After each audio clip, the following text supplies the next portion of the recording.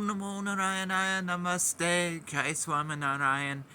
Welcome. We are reading our way through the Krishna Karnamrutham. Today we start chapter 2. Before I go any further, I should mention I have a new camera. Hopefully it looks different. Hopefully it looks better. If you notice a big change watching the videos, this is it. Spent a little money, but an improvement, I hope. And I hope the sound quality is good. This is the first time I've used this, so I don't know. So let's dive in, try it out, barring any technical difficulties.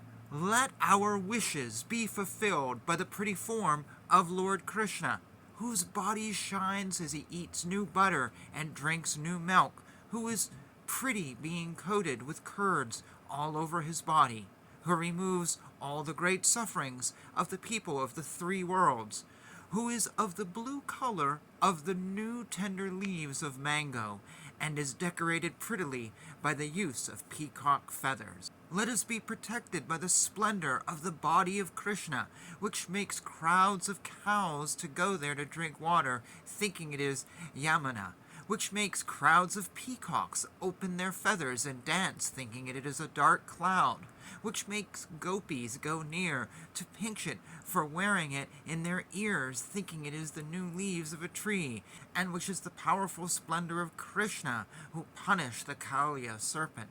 Let us be protected by Lord Kesava, worshipped by the eyes of gopis, whose dresses were stolen when they were taking bath in the clear Yamuna, and those gopis begged to get those dresses back by sweet words, and slowly losing their boredom and shyness, they sent arrows of love by their eyes.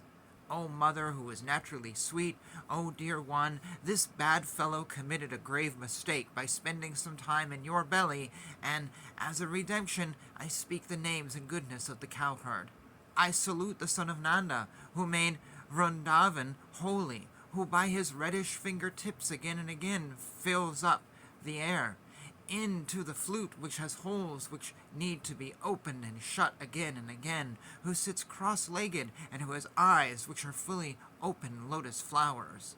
Please tell us about the sweetheart of the gopis, who slowly and slowly fills the flute with sweet music, who slowly drives the cattle herd inside Vrindavan, who is the subject matter of the Upanishads, which are part of the Vedas, and who kills the Asura enemies of Indra and other devas. I saw in my dream that the god with his tulsi garland and with color of the blue cloud embraced me tightly using his emerald pillar-like hands, and he had decorated his dead hair with a peacock feather, and wore a yellow silk round him and appeared as if lightning was surrounding him. When Krishna took away the bundle of clothes and climbed on a tree in the banks of the river, one young girl with nice words asked him again and again, with a smile and with bent eyebrows and shyness and love, "Why are you doing like this?" and then started pulling her dress from the hands of Krishna's shadow in the river. This flute has experienced the blessed fortunate state of being kept near the lips of the Gopa boy, and to experience this state in my next life when I be born as a bamboo plant in the shores of Yamuna. O mind, keep on meditating without stop on Mukunda, who has eyes like the lotus flower during the sunrise, who shines through the peacock feathers in his hair, who is as blue as sapphire, and is the luck of the gopis, and who is the root of the collection of Vedas.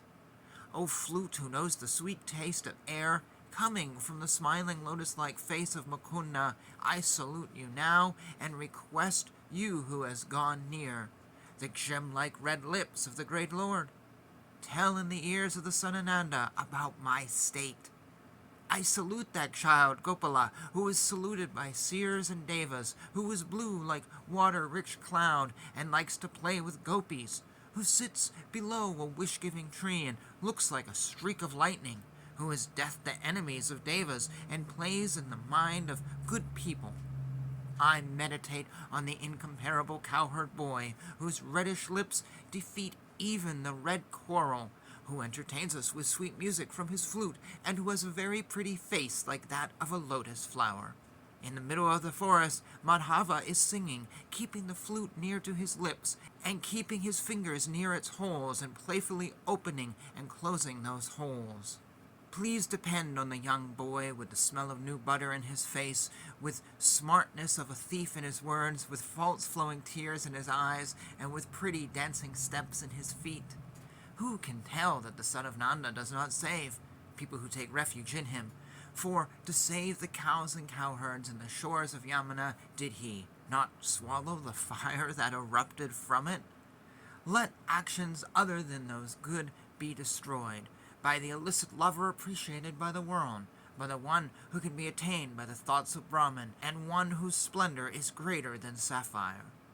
Let the Gopak child, who can easily be seen in the Upanishads, the acme of the Vedas, and in the heart of those who learn yoga, and in the lotus-like feet of Gopi maidens, and who is inexplicable to the mind, and who is the limit of prettiness of the world, fulfill all our desires forever. With my mind I salute Krishna, the son of Vasudeva, as a very small child, as one who is black as the athasi flowers, as the one who wears no clothes as a child, who wears ornaments of gold, and as the one who has untied hair and one with reddish lips. I salute the son of Vasudeva who wanders in Roja, who has shingle-making bangles in his hand and feet, who has a golden thread tied around his hips, and whose hair is tied by a golden bead chain. I meditate on the divine concept, who has lotus-like eyes, who is sky blue in color, who can be easily located below trees of Vrindavan, in the midst of herds of cows, and in the Upanishads, the end of the Vedas, who always plays the flute, and who ornaments his braids of hair with peacock feathers. When my soul is leaving the body, let the God be there, who keeps his feet differently, who decorates his hair with peacock feathers, who keeps the holes of the flute in his slightly bent face, who is greatly merciful, and who is the form of light. In Gokula, to satisfy the loud complaints against Krishna, his mother tied him at the belly with the rope used to tie cows. But that tying troubled all the three worlds in his belly, and became the reason for very loud complaints from everywhere. We are the followers of Shiva without any doubt, and are interested in chanting the 5-letter Namah Shivaya. But in spite of that, my mind is always thinking of the son of Yasoda, who is the color of athasi flowers. Giving away her mind to Krishna, Radha was churning for butter in a vessel without curd, and seeing intently her flower bunch-like chest, the god tied a bowl for milking, and that both of them make us pure. I'm going to pause there. Note at the end he said, us followers of Shiva, because the sage that wrote this was a follower of Shiva who then discovered Krishna. That may not sound like much for some people, but those of us who are part of Sanatana Dharma, I know we talk about how there's Shaivites and Vaishnavas and whatever, and we all overlap with our differences and our similarities, but yet I see more often than not a big separation between us. I don't see us all living under one umbrella happily. Maybe in India, but here in America, I think we like to group things off. I see Shaivite groups that don't even mention Krishna. They'll be discussing Hinduism in detail and all this, and Krishna is like a line. I see Vaishnava groups, though, that do honor Shiva. Quite a lot of honor to Shiva.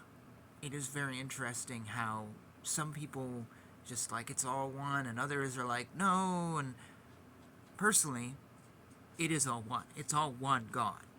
They all are the same source. They all are the same God. We're just looking at not 33 million different gods, but 33 million different faces of one God. But here we have a guy who has found Krishna, and who has found the overlap and the similarities. Alright, thoughts, comments, anything down below? Hopefully this recording wasn't so bad. We'll find out after I edit this video. And with that, I'll just say, Jai Shri Krishna, Jai Shri Swaminarayan, Hare Krishna, Krishna Krishna, Hare Hare, Hare Rama, Rama Rama.